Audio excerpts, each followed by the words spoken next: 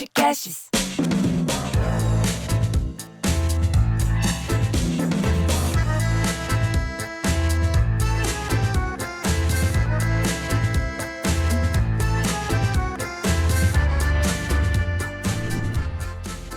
Toscane Med. Falou de Toscane, falou de beleza. Bem-vindos ao Pode Mais, o podcast para maiores de 40 anos. Adoro falar que é para maiores de 40 anos, 50 anos, 70, 80, assim, tipo, enquanto você tiver vida, esse podcast é para você, porque aqui a gente troca informação, a gente troca perrengue, a gente troca felicidade. Aliás, hoje é um dia de felicidade. Eu estou ao lado de uma mulher incrível e talentosíssima. Olha, é atriz, humorista, roteirista, mãe. Atualmente ela reside aqui em São Paulo. Ela já foi animadora do TV Xuxa da Rede Globo, participou também dos programas humorísticos Os Cara de Pau, Zorra Total e Mr. Brown. Desde 2021, ela integra o elenco da icônica A Praça é Nossa. Um beijo para o Carlos Alberto de Nóbrega. Participa também da série Te Apresento Minha Amiga, no stream Disney Plus, além de participar das famosas Fritadas no YouTube, websérie produzida por Diogo Portugal, que já veio ao Pode Mais e precisa vir de novo. Um beijo para Diogo Portugal. Com muita diversão e inteligência, ela sabe levar as pessoas para o que o sorriso traz de melhor, que é a felicidade. Essa querida, gostosa Xanda Dias, seja muito bem-vinda. Mara, maravilhosa. Quantas coisas, né, Nossa, menina? fiquei até cansada de tu falar, Nossa, menina. você sabia que você fazia tudo nem isso? sabia que fazia tanta coisa. Nossa, eu vou falar, você podia até tirar umas férias de você Podia, mesma. né? Mas aí como é que faz pra desligar? Não desliga, Não né? desliga. Aí, Mara, olha só, eu nem sabia. Aí eu cheguei, gente, tava nervosa. Essa mulher é maravilhosa. Eu falei, eu não tenho roupa e cara pra poder vir gravar com ela. Como é que faz? Você é linda. Ai, que é linda naturalmente, naturalmente Ai. linda. Você sempre foi ruiva? Não, eu sou loira. Loira, loirinha. Loira. Aquela, Loira, lourinha. A típica loira do sul, né? Típica Olhinho loira claro, do sul. pelezinha branca. É, isso mesmo. Linda com aquela imagem Que fica de com o chimarrão o princesa. dia todo na mão. Ah. E aí, isso aqui é tonalizante. O pessoal até brinca comigo assim, eu já vou começar com a baixaria mesmo, gente. Ai, a cortina combina com o tapete? Eu falei, não. Mais ou menos. Mais ou menos, tá mais ou menos na paleta. A gente faz uma composição. É. Xanda, alegria, bom humor, boas tiradas, comunicação, uma coisa que sempre fez parte da tua vida desde pequena? Sempre fez, Mara. O pessoal gosta de perguntar assim pra mim, quando é que você pensou em começar a comédia? Eu acho que eu sempre fui, assim, um pouquinho sarcástica, um pouquinho debochada. Uhum. Eu acho que mais uma maneira de sobrevivência pro meio que eu vivia. Eu fui uma criança muito zoada. O pessoal fala, não é possível. Não, hoje estou com procedimentos estéticos. Assim, novinha, adolescente, eu era bem zoadinha, assim. Então, eu acho que uma maneira de me sobressair, até de me defender, era puxar pra essa parte da graça, sabe? Então, ela sempre integrou minha vida. Sempre o deboche, a brincadeira. Você veio de uma família muito humilde. Muito, muito. Eu sou filha de pais e mães analfabetos. Assim, eu fui a primeira da minha família que conseguiu pisar numa escola. Eu até brinco, eu falo, a segunda pessoa foi minha mãe, quando eu fui, né, fiz uma sacanagem na escola. Porque eu fui a primeira a estudar. Meu pai e minha mãe, assim, basicamente não liam, nunca frequentaram, né? Então eu vim de uma família realmente muito simples. Eu vim quebrando padrões, né? Mas sistema. Mesmo sem estudo, eles sempre entenderam que você precisava estudar. Sempre. É aquela coisa, a gente tenta fazer para os filhos da gente coisas às vezes que nós não tivemos acesso. Eu estudei a vida toda em colégio público, né? Mas assim, eu falo, vim de uma família humilde, mas nunca passei necessidade. Eu nunca passei fome. Era pouco, mas não faltava. Sabe, meu pai era caminhoneiro, minha mãe ficou um tempo sem trabalhar, depois trabalhava no supermercado, naquela parte de frios, fiambres, né? Cortava, entregava, atendente, né? Não tinha estudo para aquilo, eu não sei se hoje existe uma exigência, mas na época não tinha. E faziam de tudo para que eu e meu irmão, nós pudéssemos estudar, dentro da realidade que nós vivíamos, né? Colégio público, mas eu comecei a trabalhar com 15 anos. Até os meus 15 anos eu só estudei, com 15 anos eu continuei estudando e trabalhando, mas eu consegui terminar os estudos, né? E qual foi teu primeiro trabalho? Empacotadora. Eu ainda, recentemente, eu estava em Porto Alegre, eu fui fazer show, e aí nós fomos no shopping para almoçar, num restaurante italiano. Quando eu entrei no shopping, passou um filme, eu falei, gente, tem mais de 25 anos que eu trabalhava nesse shopping, eu trabalhava de empacotadora numa loja de esportes, né? E é engraçado que, recentemente, uma menina que trabalhava nessa loja me achou na internet, e ela falou, eu não sei se é você, Mas você é muito parecida com uma menininha que trabalhava e fazia pacote. Ela falou, e a menina era engraçada, que a menina ficava contando causos o dia todo. Eu não tenho essa recordação, Mara. Essa menina trabalhava no crediário, eu lembro dela, mas eu não lembro de eu contando causos. Eu lembro que eu não sabia fazer pacote, mas eu precisava trabalhar. Com 15 anos, né? Tanto para ajudar a família, quanto para poder comprar um tênis, coisas que com você, adolescente, você começa a querer ter, né? Coisas diferentes, uma roupinha diferente. E eu lembro que eu não sabia, e eu sempre brincava assim, a pessoa que pegava um pacote meu era uma surpresa. Comprava um tênis, podia uma raquete, podia uma bola. Porque eu era bem doidinha, assim, para fazer. Eu nunca tinha trabalhado, não tinha experiência. Nem fazer pacote. Que coisa, né? Olha, pais analfabetos sabiam o valor do estudo. Sim. Você, vendo o exemplo deles de muita luta, começa a trabalhar como empacotadora muito cedo, e daí você nem podia imaginar todo o sucesso que viria, as pessoas que você conheceria. Quando que entrou na tua cabeça o desejo por ser artista? Então, sabe que as pessoas me perguntam isso?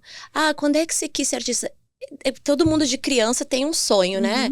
Eu só tinha um sonho de sair daquela realidade que eu tava, sabe? De poder, talvez, proporcionar coisas para os meus pais, de poder ter minimamente algumas coisas. Eu nunca tive, assim, aquela vontade. Tanto que a minha primeira opção, né? A primeira faculdade que eu cursei foi educação física. Depois eu fui para artes cênicas porque na educação física, o tá explicando sobre uma fisiologia, sobre anatomia, eu vi que eu sempre achava uma graça dentro de uma aula de anatomia, abrindo coisas lá, corpos, eu achava uma graça em fazer aquilo. E aí eu quis ir para artes cênicas pela conta de se expressar, uma coisa que eu gostava, né? E aí, eu morando no Rio de Janeiro, eu casei com um carioca, né? Eu era casada. E Casou cedo? Casei. E aí, eu residia no Rio de Janeiro. E aí, um monte de gente brinca ainda comigo. Ah, foi pro Rio pra ser artista. Eu falei, não, fui pro Rio pra arrumar macho. Macho não, gente, casamento. Então, eu casei com um carioca. Já morando no Rio de Janeiro, meu primeiro trabalho na TV foi uma coisa que a educação física, na realidade, me proporcionou, que era o lance de ser animadora do TV Xuxa, né?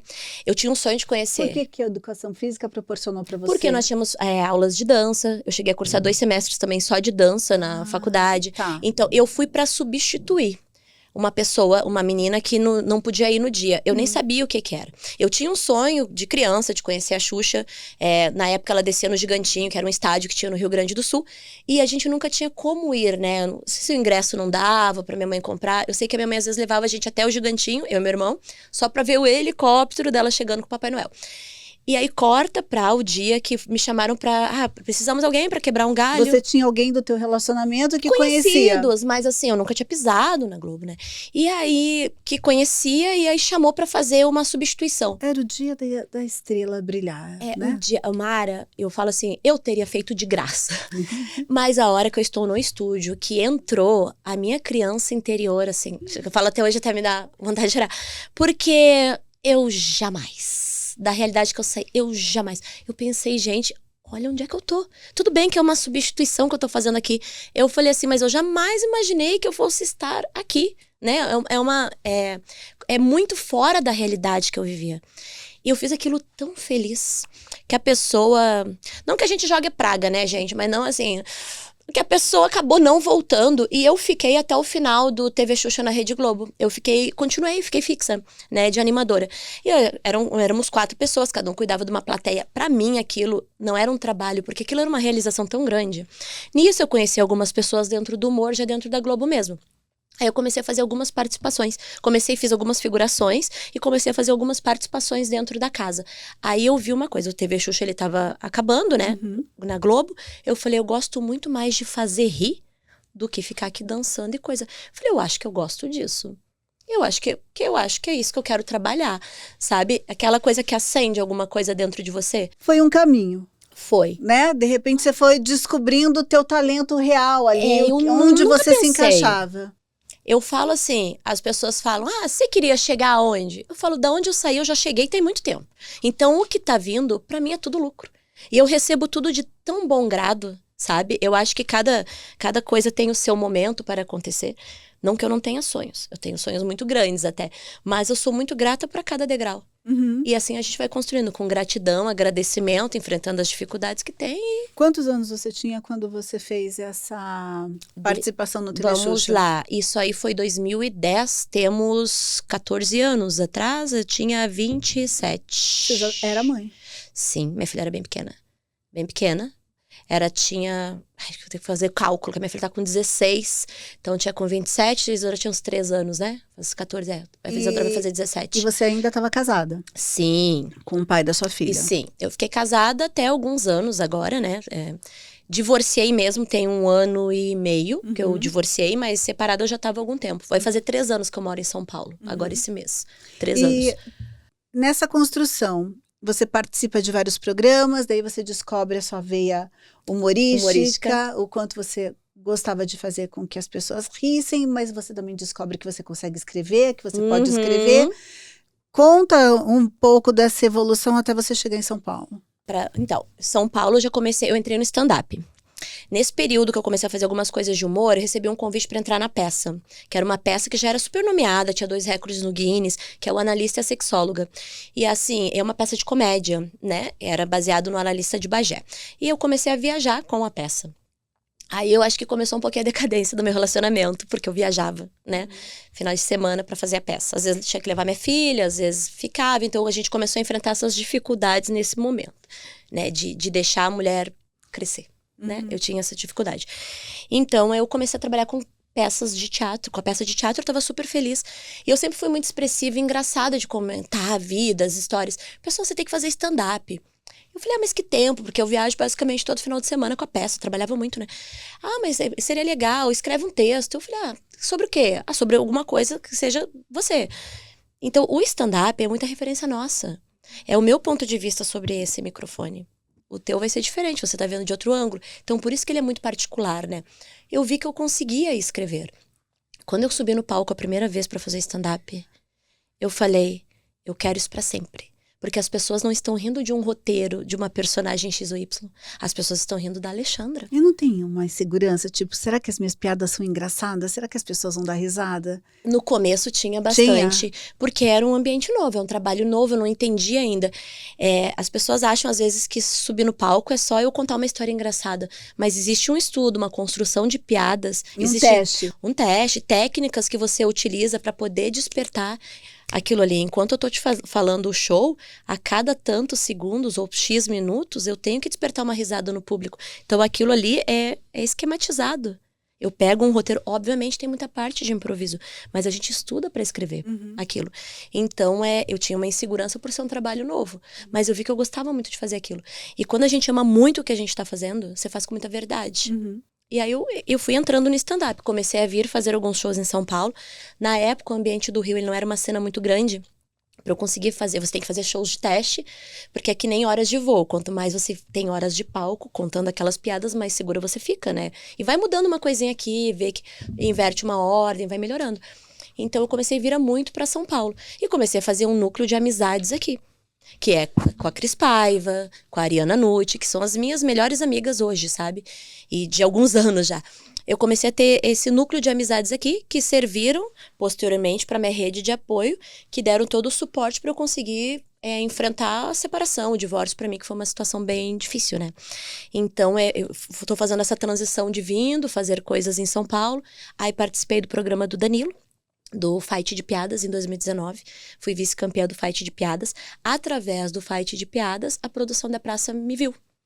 Então, cortou para 2020, eu fui convidada para fazer um teste. Fui aprovada no teste, aí o senhor Carlos me ligou, o seu Carlos me ligou, falou que tinha sido bom para eu escrever, o roteiro meu, para eu escrever um outro roteiro para a próxima semana. E aí veio a pandemia, gente. E aí eu não gravei mais 2020, porque fechou, né? Eles pararam de gravar. Aí voltamos em 2021. E daí tô lá desde então.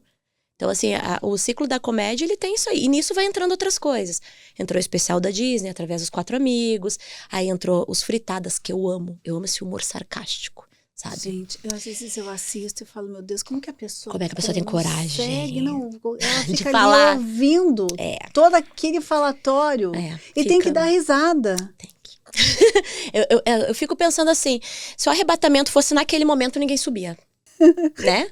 Provavelmente. Provavelmente. Eu fico brincando, eu falei, gente, o quão quente deve ser esse fogo do inferno, porque se passar essas fritadas no telão do arrebatamento, eu não tenho defesa. Até pro pessoal pesquisar lá no YouTube, o canal do Fritada, do Diogo, é muito bom. Sensacional. A gente fritou esse ano, teve Pablo Marçal, teve o Kim Categari, eu acho que foi esse ano, eu fico meio perdida Teve muita gente esse ano que a gente fez os fritadas. Foi muito legal. André Surak, acho que também teve. E depois que acaba? Acabou, vamos comer uma pizza, vamos dar risada. Todo mundo comendo um japa no camarim, dando risada, bebendo, conversando. Então, entende muito. O fight de piadas, ele segue a linha do Fritada. Uhum.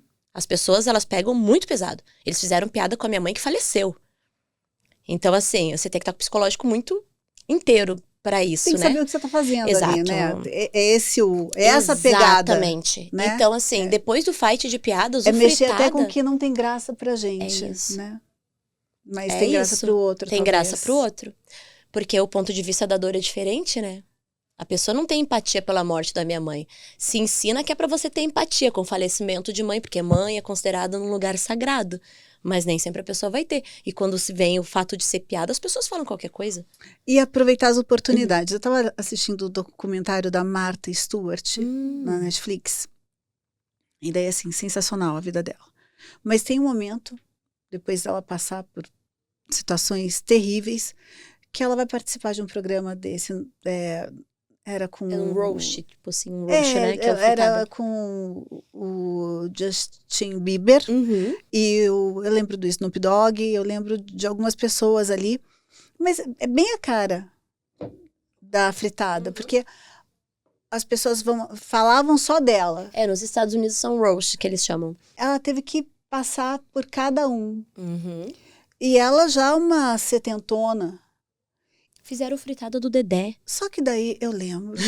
Só que daí ela vai ali pra hora dela de fala.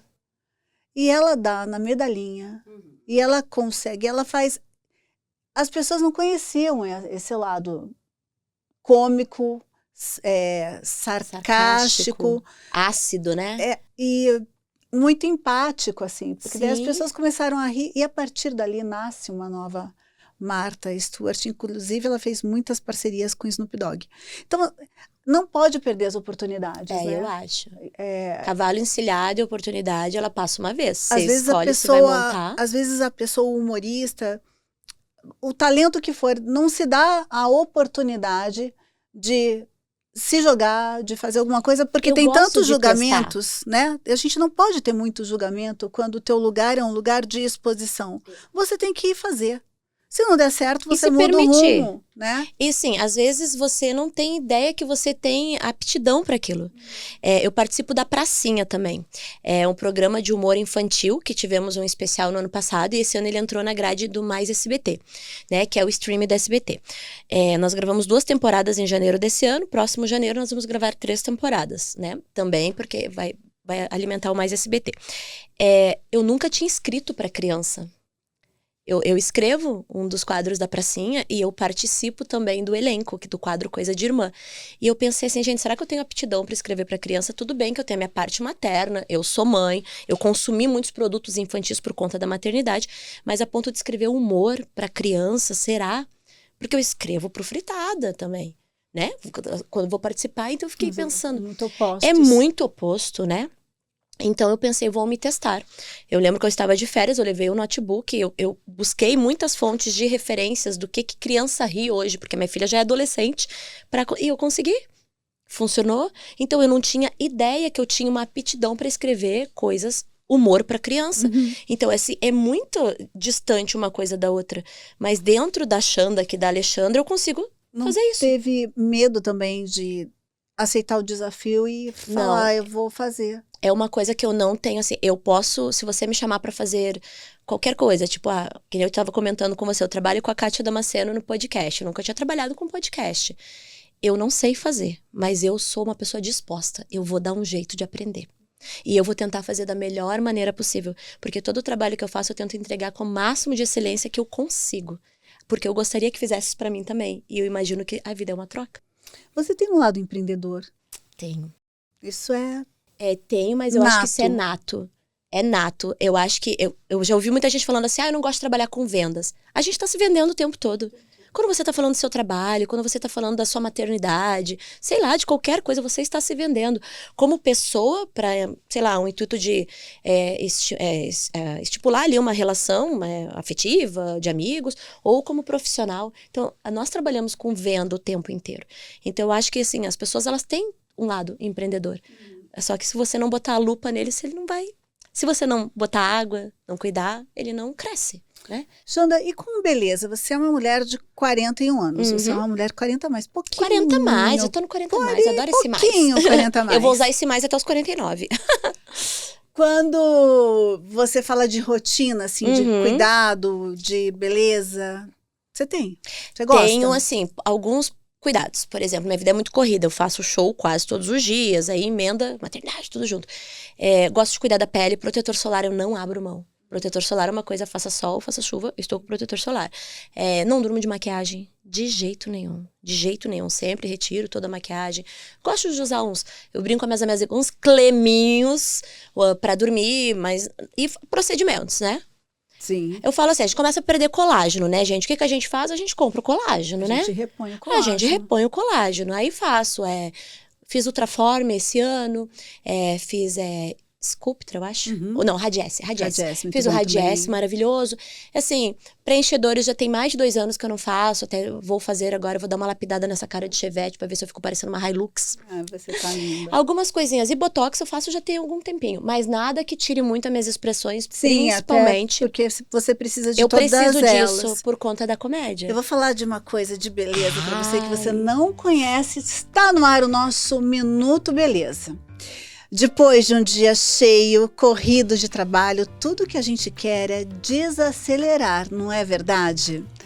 Por isso, a Toscane Med, mais uma vez, pensou em tudo e trouxe mais um novo lançamento. Se chama Night Reverse Creme. Olha aqui, gente, deixa eu falar. Esse produto aqui, ele é aliado da beleza. Ele é amigo, sabe por quê? Enquanto você dorme, ele previne o envelhecimento precoce da pele, repara os danos diários, sabe, poluição que a gente enfrenta, né, quando a gente não faz uma camada protetora, e também a desidratação, porque a gente sabe que pele bem hidratada é pele bonita. Ele faz tudo isso enquanto você dorme, enquanto eu durmo. Eu não ganhei ainda Toscane, esse eu não testei, vocês sabem que eu gosto de falar, de testar, mas em breve deverei ter um dele e vou falar para vocês como é que funciona o Night Reverse. O importante é a gente saber que enquanto você dorme, a Toscane Med cuida de você. Sabe por quê? Toscane Med falou de beleza, falou de Toscane. Eu acho que a gente tem que tomar muito cuidado mesmo com tudo. Principalmente a gente que trabalha com imagem, com tudo, né? E você é muito clarinha, né? Então, assim, tem essa muita coisa... tendência sarda. A pele muito clarinha precisa de muito mais cuidados, né? Muito. O sol, eu cuido muito, né? A iluminação de estúdio. Não, sempre. Ainda mais a gente que trabalha com televisão, com tudo, é protetor sempre. E eu tenho muita tendência sarda, Mara. Eu acho tão bonito. Nossa, mas não. Acho tão charmoso. Vou chamar a gente de ferrujada. Não, aqui eu tenho muitas manchinhas, assim, braço e coisa, ó. Você pode ver, eu já tenho tendência sarda. Tenho nas coxas um pouco de sarda, então eu cuido. Eu acho bonitinho, mas em mim, eu seguro, sabe? Eu quero falar sobre amizade. Você e Cris são muito amigas. Cris Sim. Paiva já veio aqui, gosto muito da Cris, gosto de ouvir a Cris. Maravilhosa, sensatíssima, né? A Cris tem... E eu achei engraçado, jantamos juntas recentemente. Sim. E daí vocês falaram uma coisa que é muito legal, que é assim... Quando vocês estão com os namorados, noivos, maridos, enfim, todo mundo gosta daquela pessoa. Sim. Se aquela pessoa sair de cena, ninguém gosta mais. Exato. Da bloqueia do Instagram, sem daí a pessoa volta, vezes. A gente gosta de novo, todo junto. Exatamente. Nós somos uma equipe. É uma equipe, não importa... Não importa o agregado. É pra odiar esse agregado? Nós odiamos esse agregado. Menina, você quer... A gente deixa todo mundo seguir, a gente deixa em blocos de seguir. Bloqueia. Mas agora eu vou voltar. Tá bom. Então vamos amar de novo. E a gente trata como se nada tivesse acontecido. Eu achei o máximo. Achei isso de uma evolução. Mas a gente... somos eu brinco, a gente é uma equipe. Cris, eu, Ari. Então a gente joga junto. É uma a favor da outra. Tem uma relação de amizade aí Muito forte. Convicta. Muito, e muito forte, Mara. Nós somos amigas há bastante tempo. Hoje a Cris está maravilhosamente bem lá no Vênus, tudo. Mas esse final de semana eu estava viajando com a Cris, nós viajamos 4 dias para o Sul. A gente estava conversando muito, assim. A gente já teve as situações de que estava todo mundo muito na dificuldade, eu separando, a Cris passando por aquele processo todo que ela teve, né, também, de separação. A janta era uma pizza de uma fatia de R$7,50. E a gente sentava como se aquilo fosse a melhor coisa do mundo. E não é porque dava para comer 2 fatias, dava para comer uma. Cada uma pegava uma fatia, a gente sentava e conversava, botava a mesa. Hoje a gente sai, né, consegue se proporcionar lugares muito melhores para comer, tudo. Mas a amizade é a mesma da pizza de R$7,50. Ou do pão na chapa lá do Incontinha, que a gente tomava muito lá no centro. Café com leite e um pão na chapa, um chocolate. Da amizade de hoje. Não mudou nada. Então a gente brinca, essas amizades a gente comprou na planta. Não foi uma amizade que surgiu agora, sabe? Então a gente tá junto há muito tempo. É umas pelas outras, assim. E é de ligar a qualquer momento, assim, que já aconteceu várias vezes, independente de ser uma de nós 3. Estou precisando de vocês agora. E eu me lembro que eu falei, uma delas, né, tinha chamado, entre eu e a Ariana, falei, estou de pijama, mas eu tô saindo agora, eu só vou pegar o carro, eu estou indo. Bem Sex and the City, É assim, isso, né? não interessa o horário.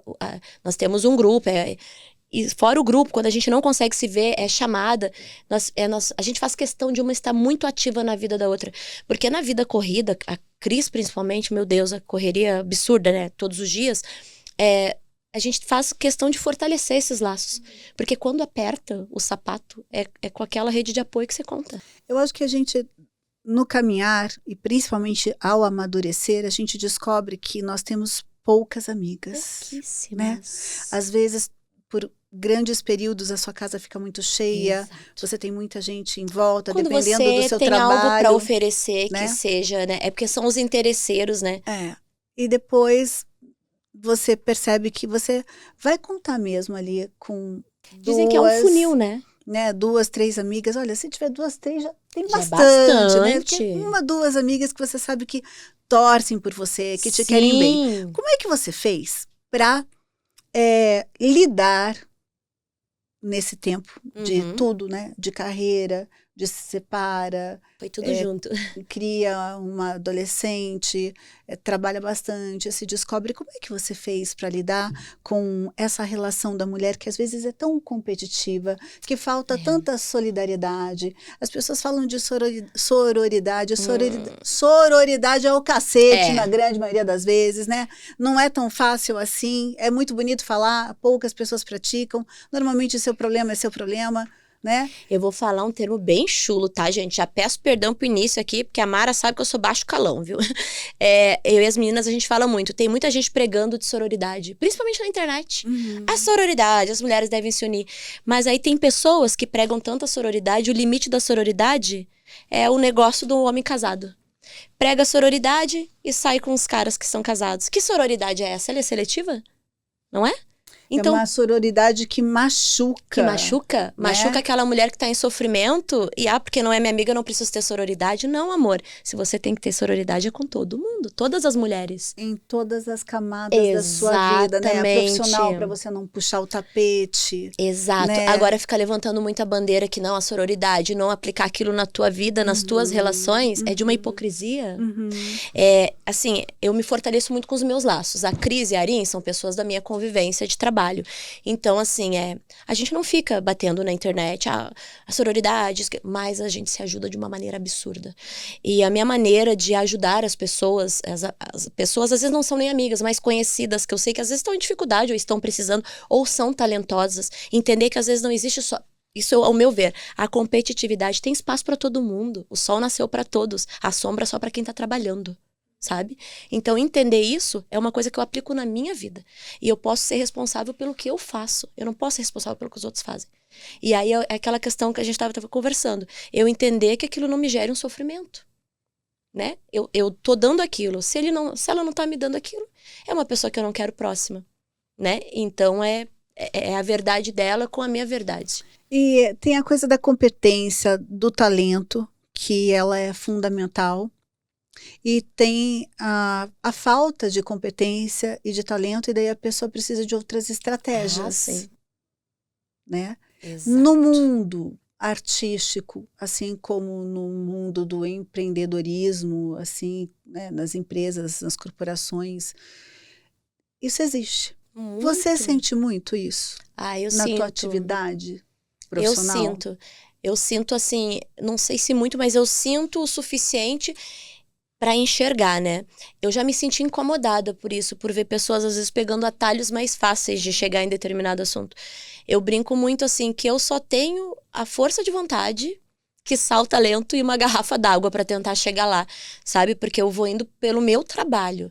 Óbvio que dizer que eu nunca tive convites dentro do meio que facilitariam muito mais a minha vida, sabe? Quando eu entrei no meio, eu era casada, depois eu fiquei o período, né, divorciada, separada. Eu nunca me relacionei com ninguém no meu meio por opção minha, né? Mas teria caminhos mais fáceis, né? Mas enfim, as amizades que eu tenho, que eu crio no meio, os relacionamentos que eu nutro, eles não são com o interesse de conquistar algo mais. São realmente, assim, pessoas que pra mim, elas somam na minha vida, que elas contribuem pra minha verdade, eu acredito na verdade delas. E eu acredito na força desse network, da energia, da coisa ser boa, sabe? De eu gostar de você, e se a gente estreitar um laço de surgir alguma coisa que seja genuíno, Vai fluindo, vai né? fluindo. Eu acho que as pessoas que às vezes conquistam por outras maneiras, até que ponto vai aquilo? Até quando vai durar aquilo? Porque às vezes você consegue uma coisa que você não tá preparado para manter, né? Você às vezes tem uma oportunidade, e se você não tem a competência para poder manter aquilo, como é que você segura? Você é mãe de adolescente. Sim. 16 anos. 16. De vez em quando eu vejo vocês nos aí stories. eu e a Isa.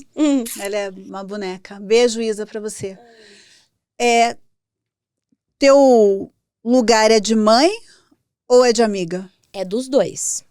Eu sou amiga, assim, o suficiente pra conversar. Eu e a Isa, a gente tem uma relação muito aberta de conversa. Eu tento ser pra Isadora o que eu gostaria que a minha mãe tivesse sido comigo. Eu perdi minha mãe meio cedo, assim. Então, muitas questões que eu queria ter convivido com a minha mãe, eu não tive a oportunidade. E eu também já tinha perdido a minha avó. Então, eu não tinha uma figura materna pra dar aquele respaldo, aquele apoio, né? Então, a Isa, eu converso muito. Ela me conta as questões, até às vezes, das amigas, questões delas, coisas às vezes bem de adolescente mesmo. Essas coisas que eu não consigo opinar, porque eu não tô naquela pele, é outra geração. Mas eu deixo aberto pra ela poder ter esse espaço. Como de que, falar. por exemplo? Uma amiguinha que tá chateada porque o menino deu um fora por não sei o quê. Dela, mãe, o que você acha? Aí, uma coisa que me chamou muita atenção, que a Isadora, esses tempos, me falou assim, uma amiga dela, X, falou, Isa, como você é tão sábia pras coisas? E a Isa falou, é que eu converso muito com a minha mãe. Eu falei, de onde é que eu sou sábia, Isadora? Ela, não, mãe, você entende muito mais as coisas. Então, aí, quando a amiga tinha um problema, ela, pergunta pra sua mãe o que ela acha que eu faço. Então, eu vi assim, nossa, a Isadora, ela tem esse espaço pra falar sobre as questões dela, de gostar de menino, isso, daí o menino não fazer não sei o quê, e ainda das amigas.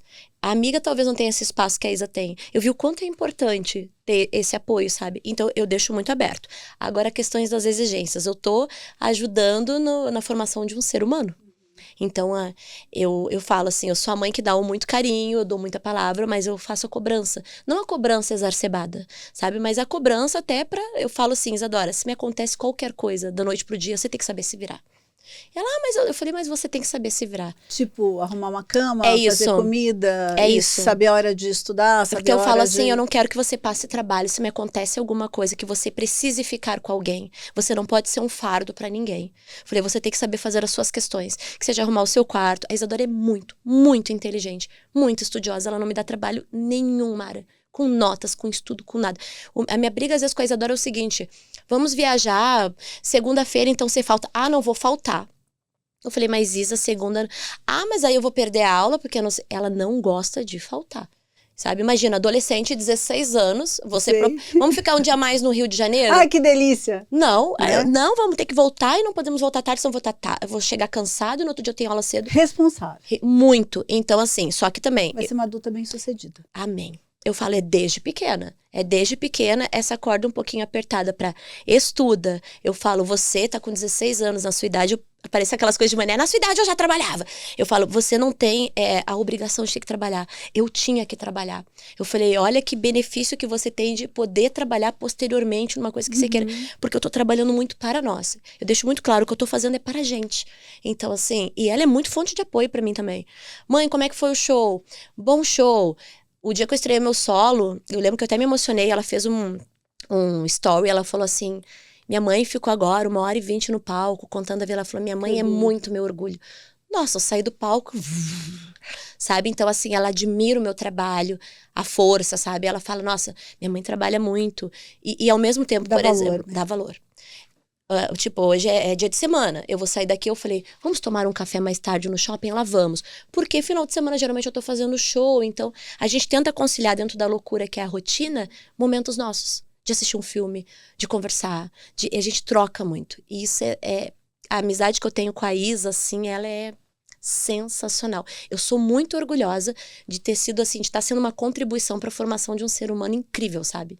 Que é a minha filha. Eu tô quase chorando. Que é a melhor coisa. Eu tô quase chorando, gente. A melhor coisa que tem na vida da gente são os filhos, sem dúvida nenhuma.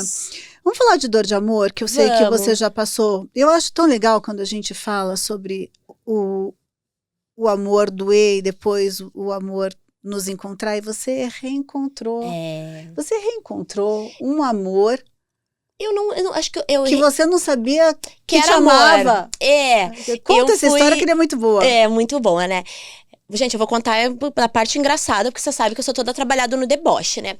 Vamos lá, eu fiquei muito tempo casada, totalmente descrente de relacionamento, tudo. Eu tenho um amigo que nós somos amigos há mais de 20 anos, sabe? Só que a gente sempre foi amigo. Sempre, a gente estudou juntos, formou junto, toda a vida toda amigos. Eu casei, tive filho, casou, tive filho, teve filho. Eu muito descrente, eu não conseguia engatar em nenhum relacionamento. Na realidade, eu nem queria, Mara, pra ser sincera. Porque já tinha doído o suficiente. Já tinha doído, eu pensei assim, eu tô morando eu, minha filha. Reconstruindo minha vida. Reconstruindo a minha vida. Deixa eu focar aqui. Focar no profissional, vou viajar eu, minha filha, eu, minhas amigas. Eu não quero uma pessoa assim, né? Só que eu fui passar umas férias em Floripa, ele estava morando lá no período, e eu avisei meu amigo, ainda brinquei, porque eu falei assim, eu saí de um relacionamento muito difícil, que eu saía e eu voltava. Eu saía e eu não conseguia sair. Relacionamento tóxico, ele é difícil, né? Tem uma dependência. Eu não conseguia, eu sabia que não me fazia bem, eu já estava separada, morando em outro estado. E aí chegava final de ano, eu falava, ai, mas e as festas? Ai, mas e aí não sei o quê? E aquela coisa, a questão da família me pega muito. Porque eu tô longe do meu pai, já não tenho a minha mãe. E você sempre acredita na mudança do sempre, outro, né? Sempre. Na promessa de melhora. Eu não conseguia sair, Mara, eu não conseguia. Hoje eu enxergo e falo, meu Deus, como eu não saí antes? Eu não conseguia. Então, chegou um final de ano, eu falei assim, eu não quero mais. E ele insistindo, meu ex, vem passar o ano novo, não quero mais. Eu fui pra Floripa com a minha filha, chorando. Porque eu fui de carro, porque até então eu não tinha comprado passagem. Eu falei, eu vou pro Rio. Não vou pro Rio. Eu botei todas as coisas no carro. A Cris e a Arin, a gente tem GPS, uma no telefone, assim, nós somos tóxicas, amizade tóxica. Uma sabe onde a outra tá. É porque é rede de apoio pra gente se ajudar, né? Nunca sabe, gente. São Paulo, fazendo show de noite, então a gente sempre sabe onde a outra tá. E elas meio preocupada, porque, tipo assim, será que ela vai conseguir ir ou ela vai, em vez de direcionar? Eu botando as coisas no carro, doendo, era dor física. Falei, eu vou pro Rio. Não, vou descer pra Floripa. Eu desci pra Floripa chorando, sabe? Porque eu pensei assim, eu preciso conseguir cortar esse ciclo. E eu tinha avisado meu amigo. Eu falei, olha só, eu tô indo pra aí, cadê teus amigos solteiros? Ele, eu não tenho amigo solteiro. Eu falei, mas que porcaria de amigo solteiro tu é que tu não tem um solteiro pra... Eu preciso beijar alguém na boca diferente, porque eu não consigo sair dessa relação. Porque é aquela coisa, eu preciso dar um beijo diferente. Eu tô há muitos anos beijando só a mesma pessoa e tô em sofrimento. Eu vou voltar pra esse homem. Se eu não é que a gente quer substituir, mas eu preciso ver que eu consigo beijar uma pessoa diferente. Sim, deixa eu experimentar uma coisa nova, uma sensação nova, né? Uma paixonite, talvez. E as meninas, vai pro aplicativo. As meninas o tempo todo, eu falei, eu não consigo. E aí a Ariana fala, você tá frígida? Eu falei, devo tá. Eu não sei. E ela, então vamos tratar esses hormônios. Não sei o que, tá velha, toda ressecada. Eu falei, ressecada não. Ainda ressecada, não. Eu falei, ela, vamos ter... E a Ariana marcava os encontros. Pentelho branco pode até ser. Pentelho branco, gente. O negócio tá tudo não. branco aqui embaixo. Nossa, tá uma coisa, olha. Sabia que eu tô me sentindo uma princesa da Disney? Porque o negócio aqui embaixo tá tudo tão branco, tá tudo tão frio, que eu tiro a calcinha, sobe um eco. Você quer brincar na neve? Só humilhação. Isso aqui tá Frozen. É mentira, tá, gente? Que eu sei que é mentira. Tu viu, né? Não viu nada, gente. Daqui a pouco vai parecer que eu mostrei o Chimbil pra Mara ali. Uma mulher chique, uma mulher elegante, ou bagaceira desse jeito. Acostumada a receber gente que fala aqui, tudo bonitinho, veio falar bagaceirice. Adoro. Aí fui pra Floripa, tá? Tô lá, curtindo Florianópolis, zero intenção. Numa dessas baladas que a gente sai, não posso beber, né, gente? Aí bebi, aí quando veio ele me deu um beijo, eu fiquei, acabou a amizade, meu Deus do 20 céu. anos de amizade. Não, e tinha um lance do biotipo, né? Que você Não, queria vamos combinar. encontrar alguém que tinha um biotipo. Então, vamos lá, eu gosto de homem gordinho. Gosto de homem gordinho. Ah, mas que eu gosto de homem gordinho, gente. Tem gente que gosta de mulher loura. Tem gente que gosta de homem moreno, forte, sarado. Eu gosto de homem gordinho. É gosto. Às vezes o pessoal, que eu falei, eu gosto. Sabe? Quando o pessoal fala, porque gostar de gordinho tá na moda. Então, eu já lancei essa moda tem mais de 20 anos. Porque eu gosto. Por quê? Não sei. Alguma coisa em mim que é química. Eu gosto. Então, eu sempre me relacionei com homens gordinhos. Meu ex-marido, inclusive, também é. E eu gostava de homem gordinho, tudo. Então, esse homem, esse meu amigo, eu não gosto de homem também, tipo assim... Louro, eu não gosto de homem louro. Aí começa, também, por isso que tava sozinha, não gosto de homem magro, não gosto de homem louro. Não... Começa, né, um nível de Começa exigência. o nível de exigência. E aí a gente, ele não é meu biotipo assim, não era, né, de homem. Eu acabei ficando, eu falei, estraguei a amizade por um cara que nem é meu biotipo de cara. Esse homem branquelo desse jeito, coisa ruivo, falei, nada a ver comigo. Eu falei, acabou a amizade, Alexandra, por um beijo na boca, depois de uma cerveja. Eu nem gosto de cerveja, por que eu fui beber? Fiquei naquele julgamento. Mas ele é uma pessoa que ele falou que ele sempre foi afim de mim. E nunca falou nada pra não estragar a amizade. Ai, que querido, né? Então, assim, só que é uma pessoa que ele teve na minha vida a vida toda. Ele conheceu minha mãe viva. Sabe? Então, é uma coisa que eu jamais imaginei ter ficado. E a gente começou a ficar e acabou desenvolvendo uma relação. É uma pessoa que já conhecia a minha família, né? Eu também já conhecia a família dele. Minha filha já gostava muito. Então, uma pessoa que eu brinco, eu fiz isso aqui, ó. Eu botei um muro na minha vida depois que eu saí desse relacionamento tóxico. Ninguém chega perto. Eu botei essa muralha e não deixava ninguém chegar perto. E, ao mesmo tempo, ele não passou por essa muralha, porque ele já estava do lado de cá. Ele sempre esteve perto. Ele sempre esteve perto. Então, ele não precisou, ele burlou, eu falo, né? Você burlou as regras. Então, é uma relação que ela é leve, porque geralmente quando a gente tem uma relação nova, você quer mostrar só o seu lado bom pra pessoa. Eu sou ótima, sou perfeita, sou legal, sou querida, não ronco, não tenho chulé, não tenho uma foliculite na virilha, nada. Você quer mostrar só coisa boa. E quando é uma pessoa que já te conhece, você não tem o que contar. Eu vou contar uma história. Não, ele sabe. Ele sabe tudo, sabe? Sabe o que eu amo nessa história? Que eu queria que você contasse aqui, eu já tinha ouvido. Eu gosto demais nessa história. Que você traz uma possibilidade de amor para muita gente que está procurando e de repente o amor está do lado, tá do sabe? lado. E todo mundo quer encontrar um par. Todo mundo, E Mara. de todas as idades. Exato. Às vezes a gente tá fechada. Quem tá como sozinho, quer encontrar um par. Uma andorinha só não faz verão. A grande maioria das pessoas deseja ser par, né? E às vezes a pessoa fica procurando distante demais, longe demais, ou procurando uma coisa que está muito dentro de um desejo, assim. Eu quero uma pessoa bonita, bem-sucedida, cheirosa, que seja assim, eu nunca quis bonito também. Também só pego homem pobre, né? Então, assim, o pessoal me chama de pispazep, só pobre pega. Eu nunca fiz... Assim, só raio do proletariado dos gordinhos. Eu nunca fiquei pensando assim, eu não queria ninguém. As meninas chegavam, tem o fulano. Eu não quero. Mas que? Eu falei, não fico ninguém no meio. Mas eu falei, esse não é do meio. Mas eu não quero. Eu me fechei, eu achei que eu não fosse capaz de desenvolver, de ter um sentimento, de amar de novo, botar uma pessoa na minha vida, sendo que eu tenho uma filha adolescente. Eu não tinha paciência. É tudo complicado. É tudo muito complicado, Mara. Eu tinha preguiça de contar a minha vida pra pessoa. Tipo, vou contar. Não, daí minha mãe faleceu, aí meu pai mora em Porto Alegre, eu saí de um casamento assim. Eu não queria mais, eu não tinha paciência pra contar. Então, assim, realmente eu me fechei. Aí, a preocupação das minhas amigas era, vai morrer sozinha? Porque não é que eu me fechei meses, eu me fechei anos. Eu não me fechei um pouquinho de tempo. Eu não conseguia me abrir para aquilo. E trabalhando, o workaholic. Produzindo, trabalhando e cuidando de casa. Muitas responsabilidades ali, né? E eu pensei, onde é que eu vou enfiar um homem na minha vida? Eu falei, o tempo que eu tenho, assim, de folga, eu quero fazer coisas com a minha filha, com as minhas amigas. E essa relação, ela é totalmente leve. Não me cobra nada. Eu sou uma pessoa que eu não exponho muito a minha vida pessoal em redes sociais por uma opção minha, porque eu fazia uma exposição muito grande na época de casada e quando terminou era muita gente me cobrando satisfação daquilo. Como as pessoas então, são se você já cruéis, tá né? em sofrimento, e aí, por que você parou? Se tu botar meu Xanda Dias no Google, aparece Xanda Dias idade, que as pessoas têm curiosidade, Xanda Dias marido, as pessoas querem saber por que que separou. Então, assim, o nível de curiosidade das pessoas, em vez de botar Xanda Dias currículo, sei lá, Xanda Dias qualquer coisa, as pessoas querem saber. Vou contar né? uma coisa pra você. Eu teve uma época do meu namoro com o João que a gente terminou o namoro. E tinha uma senhora que me seguia e ela sempre tinha alguma coisa fofa pra falar. E eu tinha um carinho por ela. Eu gostava de ler Receber aquilo que ela os mandava. comentários, ela me mandava coisas por direct, enfim. A gente tem carinho por seguidor, né? Claro, A tenho gente vários que eu amo queria muito. vínculo. Eu tenho uma amiga, Noélia, da Bahia, que é minha seguidora há alguns anos. Nós nunca nos encontramos. Ela vem Nossa. para São Paulo numa data que eu não tô. Eu fui recentemente fazer uma palestra lá em Feira de Santana, ela não pôde ir de Salvador para lá. Enfim, mas a gente fala quase todos os dias.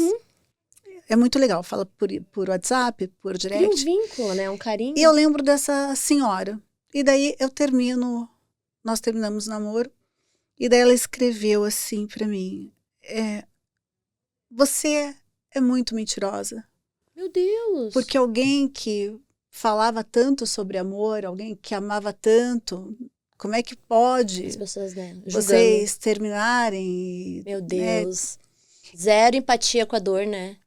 E daí eu sei que eu bloqueei essa senhora, que eu não estava afim de ler mais nada, e hoje eu não sei não lembro nem do nome dela. Fato é que, quando você está muito dolorida, a tua reação é sempre tentar esquecer o amor, Sim. não falar sobre o amor, ou não falar sobre o que Relacionar fez ele à dor, né? o amor acabar, porque você já tem que elaborar um pensamento que seja suficiente para você conseguir explicar para quem vive dentro da tua casa, como os teus filhos, Exato. ou para quem tem um amor absurdo por você, que são seus pais, para 2 ou 3 amigas, porque o resto é só, né, são as curiosas que vão lá com um bolinho para saber exatamente o que falou, para depois fazer um grupo de oração e quem sabe rezar Eu pouquinho sou a única depois. divorciada da minha família. falar tudo Imagina a ali. satisfação que tinha que dar para uma família. Nada contra grupo de oração, mas às vezes Nada. alguns grupos de oração não são para fazer oração, né? Sim. As pessoas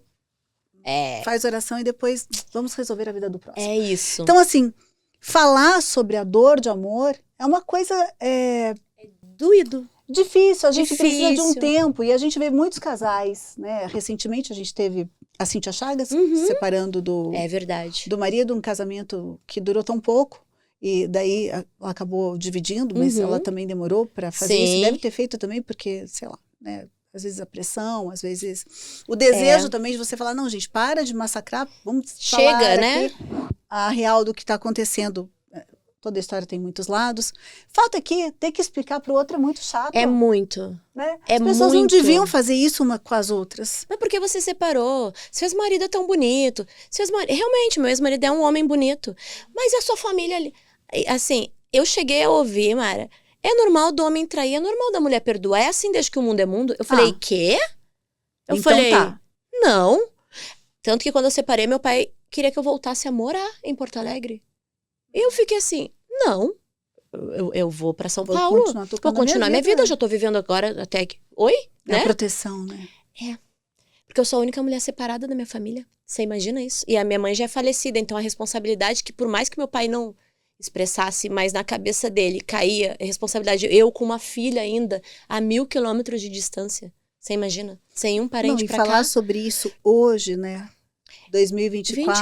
Quase 2025, né? tu Século imagina? XXI, e ainda a mulher vai enfrentar. E a mulher enfrenta preconceito quando ela é inteligente demais, quando ela é inteligente, bonita, quando ela é inteligente, bonita, Sabe o que gostosa. teve seguidor que me chamou de milf desquitada?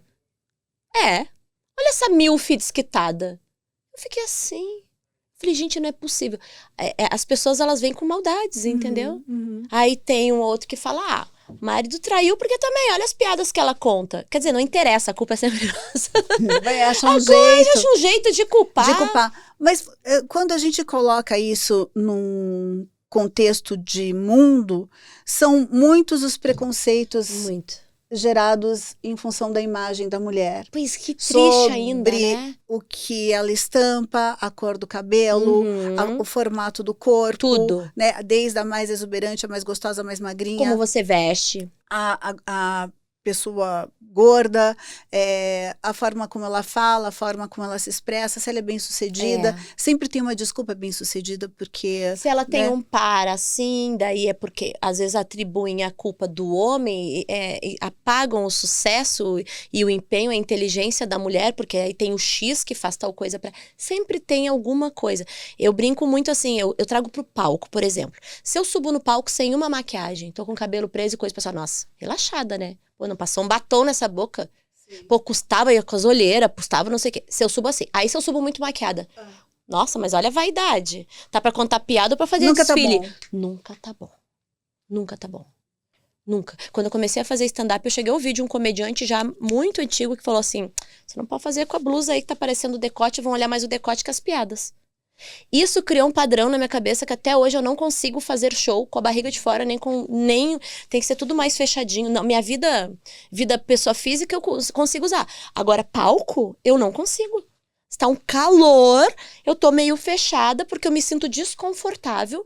Porque lá atrás o comando de voz... No meu início, o comando de voz, ele ativou um gatilho. E eu acho que se eu ficar com decote, eu não vou ir bem no show.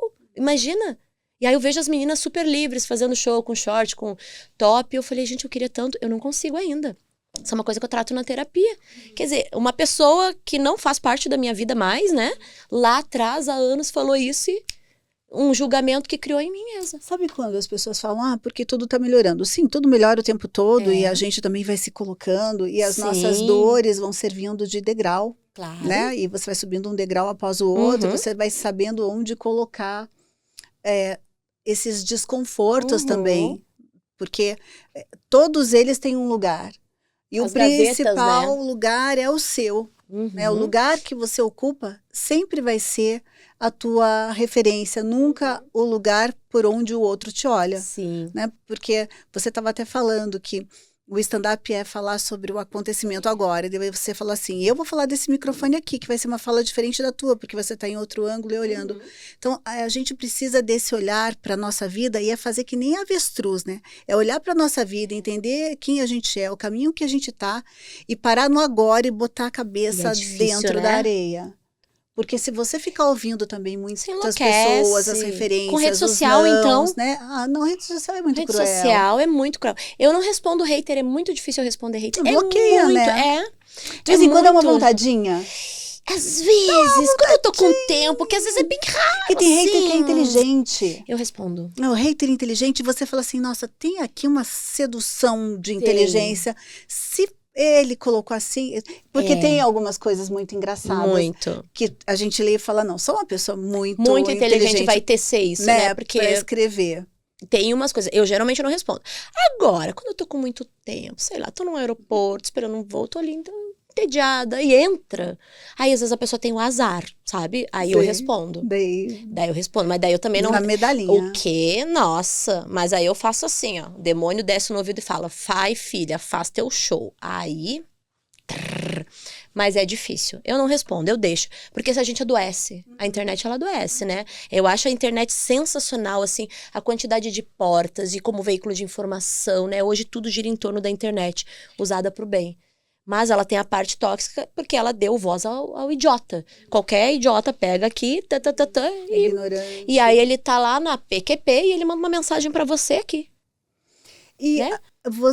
A gente tem que saber usar, né, esses lugares, né, como as redes sociais, por exemplo, para fazer o bem e para a gente se sentir bem. Exatamente. Né? Tem que ser uma coisa que você manipula, mais ou menos que nem pensamento, né? Quem manda nos meus pensamentos sou eu. A hora que começa a me judiar muito, vagar muito, pensar em coisas, daí você tem que falar, não, para. Não quero pensar nisso, não vou pensar nisso. Por esses motivos que eu optei por não... Eu posto uma coisa ou outra da minha filha, um pouco do meu dia a dia, mas abrir muito a minha vida mais, eu não abro. É uma forma também de... de me preservar. Porque eu não quero ter que dar satisfação daqui a pouco, sabe? É uma proteção importante, ainda mais para quem trabalha com tanto humor. Né? É bom que as pessoas não saibam exatamente como porque na hora que você usa, eu acho, o Diogo adora as coisas que ele fala porque a minha mulher, porque não sei o que, a gente nem sabe se é verdade. O pessoal me pergunta muitas vezes. Mas ele fez isso mesmo com a mulher, será que ele falou isso mesmo? Né? E a gente fica naquela... Muita gente vem e fala, mas seu marido te traiu mesmo? Mas o seu marido te não sei o quê. Mas é verdade que você pega um homem gordinho? As pessoas falam, você tem uma filha mesmo? Para, que você tem mais de 40 anos. As pessoas, elas ficam na curiosidade. Isso aí eu até acho saudável. Mas agora o instigar demais, o perguntar demais. E às vezes partes que você não tá afim de abrir, né? Dividir, De né? dividir, exatamente. Eu não condeno, cada uma sabe o que faz, né? Com o seu nariz e com a sua vida.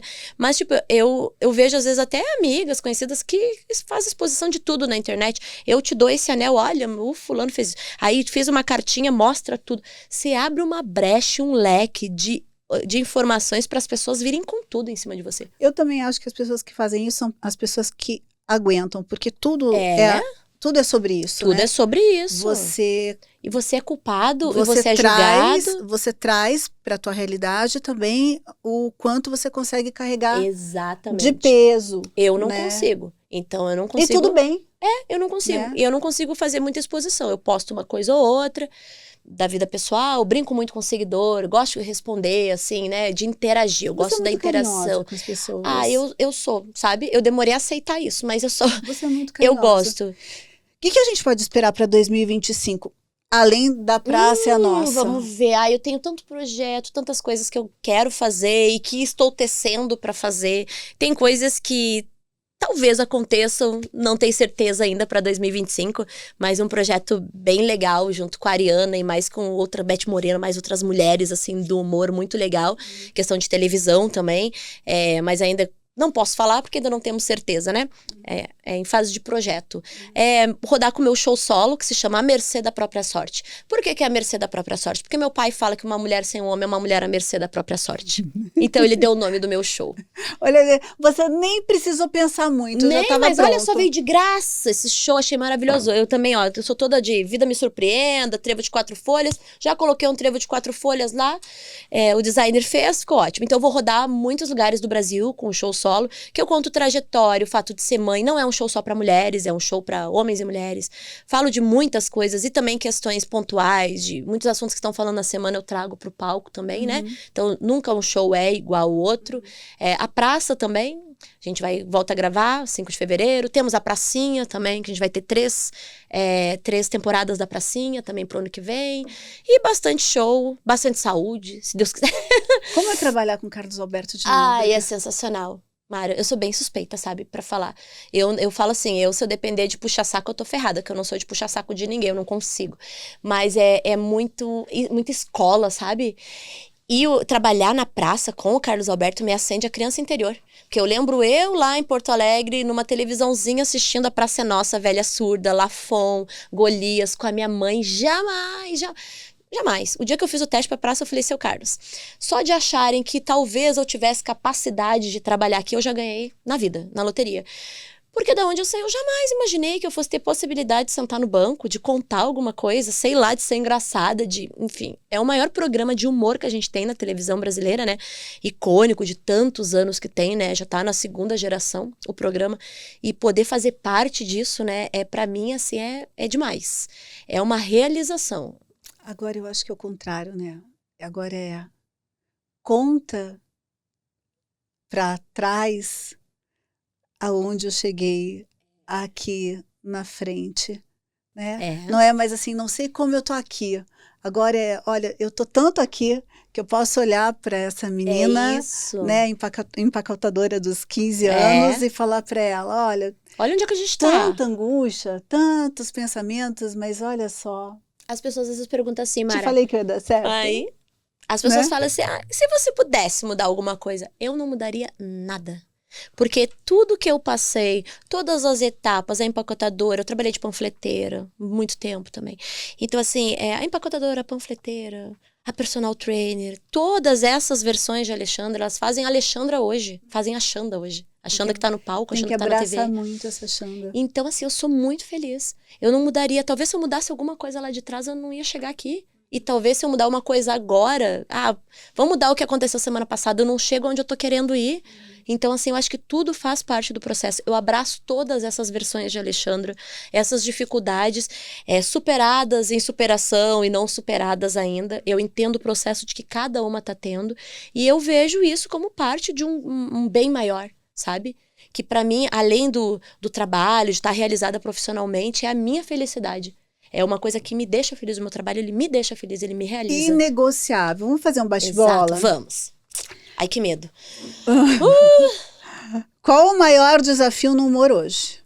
Maior desafio no humor hoje, eu acho que também é fazer piada, sabia? Porque hoje em dia tem muitas coisas que a gente pode falar e não pode falar. Aí quando as pessoas me falam assim, é muito questionável o limite do humor. Ah, qual é o limite do humor? Eu acho assim, o limite do humor é o crime. É crime, não dá pra fazer piada. Ponto. Ah, mas você não tá sendo empática com a dor do outro. Então, mas dentro da comédia a gente sempre aponta o microfone, como se fosse uma arma, pra alguma coisa. Né? Para poder exagerar algum ponto. E a comédia, ela não deixa de ser uma maneira de você tá botando, às vezes, um foco num assunto que não é legal. E você tá dando visibilidade para aquele assunto. Então, eu acho que é isso, é a linha tênue entre ser engraçado e sair preso. Melhor não sair preso. Alguma situação engraçada que você viveu no palco, além da sua graça? Ah, do palco. Eu faço piada com colonoscopia. Depois dos 40, o médico pediu. Aí eu tô no palco fazendo. Foi lá no My Fucking Comedy Club, que é um comedy club do Danilo Gentili. Eu tô lá contando a colonoscopia. Uma mulher bêbada começou, que é um comedy club, as pessoas bebem. Bebem o putos ainda, que é o vinho do Diogo, do Danilo, do Oscar. A mulher começou, não, mas é colposcopia. Eu falei, não, querida. Não, ela não falou que era colposcopia, ela falou, não, é pelo buraco da frente. Eu falei, não é, amor, colonoscopia, é pelo buraco de trás. E eu tô continuando o show e o pessoal dela falou, é pelo buraco da frente. 3 vezes, a terceira eu falei, tá bom, amor. O que foi, moça? Vamos conversar. Ela, então, você tá enganada. É pelo buraco da frente. Eu falei, querida, você fez colposcopia. E ela, aí tinha um cara com ela, eu falei, e ela já tinha bebido? Eu falei, tá vendo, moça? Porque depois os caras metem no buraco errado, a gente não sabe por quê? Eu falei, ela não sabe onde é que botaram o exame. Aí isso foi uma situação muito engraçada, que teve um desfecho engraçado, mas pra você ver o nível, uma mulher 50 e mais. E você conseguiu se sair super bem, porque, né, o João fala assim que até o acaso, o improviso precisa ser treinado, precisa... Sim, né? Mas eu gosto muito do improviso, eu faço muito improviso no show. Acho que por bênção de Deus, talento, sei lá, é coisa de Deus mesmo, eu me saio bem nos improvisos. Então quando a pessoa me interrompe, ela até me ajuda. Porque ela tá me dando pano pra manga, sabe? E pensa rápido, né? Penso rápido. Tem que pensar. Mas esse é o meu problema. Às vezes a boca pensa mais rápido que a cabeça. Isso é muito bom.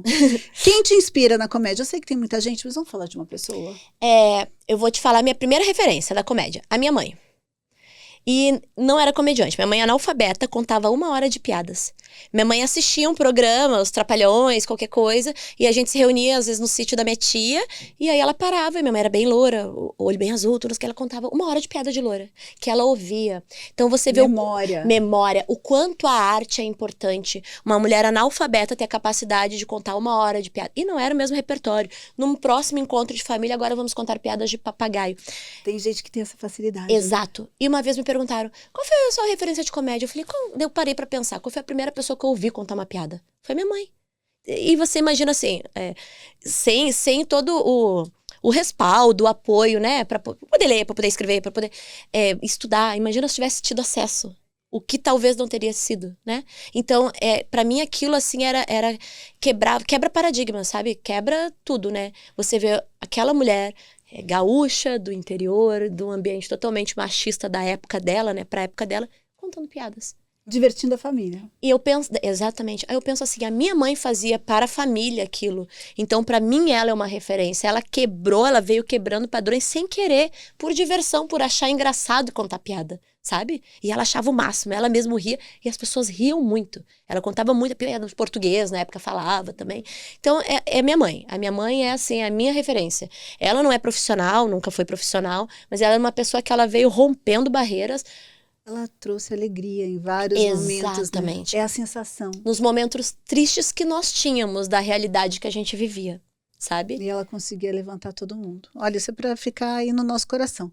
Você falou de sonho. Uhum. Então vamos falar de um sonho que você ainda quer realizar. Pode ser simplesinho, pode ser um sonho. Magni. É bem grande, assim, sabe? Eu queria muito ter um programa, Mara. de variedades, de falar de muitas coisas e de dar visibilidade para as pessoas, às vezes, que não têm tanto acesso, sabe? Programa na TV ou no YouTube? Eu não parei para pensar sobre como, assim, mas seria uma coisa que eu queria chamar a dona Cícera lá, que mora não sei onde, que faz um bolo de não sei o quê, de blá, blá, blá. Um programa para dona de casa, para aquela mulher que tá em casa, que às vezes não tem muito acesso às coisas, mas um programa que ele tivesse humor com isso, sabe? Porque minha veia pulsa comédia, é uma coisa que eu amo. Então, qualquer coisa que eu esteja fazendo, eu quero puxar pra isso. Mas uma coisa que desse, que fosse pra aquela pessoa que não tem muito acesso. Porque eu já fui aquela pessoa, sabe? Eu ainda tenho muitos parentes naquele lugar. Então, assim, pra aquelas pessoas. E que o Brasil é rico de pessoas, é muito enorme. Quantas pessoas não têm acesso, talvez, de um programa pra elas? Uma coisa bem popular, sabe? Trabalhar com humor popular é uma coisa que eu tenho muita vontade. Pra gente. Né? Pra gente.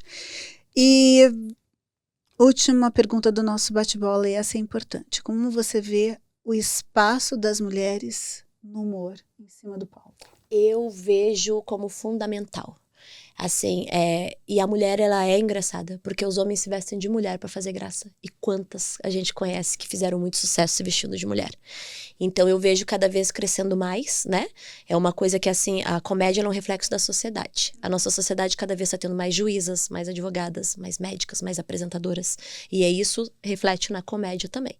Então, eu vejo um ambiente de crescimento. Não digo que seja fácil, mas a gente está disposta. Então, a gente está indo. Né? Nem sempre uma segurando a mão da outra. Cada uma no seu ritmo. Mas a gente tá persistindo.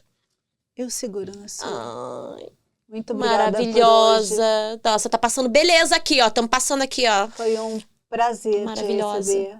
Ai, o prazer foi meu. Amei estar aqui. Mara, você é maravilhosa. Que 2025 nos proporcione grandes encontros. Muitos. Que seja um ano muito bom, abençoado e próspero. Te aplaudir nos sonhos realizados. Vocês estão vendo como é? A gente sempre termina aqui com alguma emoção, com alguma coisa para trocar, com alguma coisa para somar. Foi bom demais fazer esse podcast, porque hoje a gente falou da Xanda gente, da Xanda profissional, da Xanda mãe, da Xanda sonhadora. Você gostou, não gostou? Eu amei. Eu te vejo no nosso próximo encontro. Um beijo para você. Um beijo do Pode Mais, o podcast para maiores de 40 anos. Toscane Med. Falou de Toscane, falou de beleza.